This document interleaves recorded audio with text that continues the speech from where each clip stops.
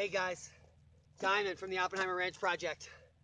I want to do a real quick video on chainsaws and tree work in general. You can see I have my chaps on, I have eye protection, and I also have this extra eyes and ears. I can't hear you. So it's important for you guys that are thinking of becoming homesteaders. If you're going to go out to Walmart and buy a chainsaw, don't just go out there and start cutting trees down. You may kill yourself. Also, it's important to learn how to drop trees with an experienced arborist. I have years of experience dropping trees. I can drop 3 and 4 foot trees pretty safely. And even to handle a chainsaw of this caliber, very dangerous, and you have to work up to it. So start with a small chainsaw and work your way up.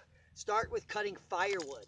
And then also important, learn how to take apart your chainsaw and fix it. It's important to keep them maintained well and clean.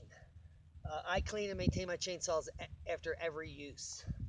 That's why they run pretty easily. I haven't started this, and you'll see it'll start.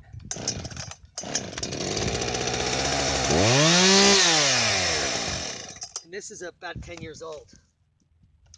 So, that being said, be safe and do your homework.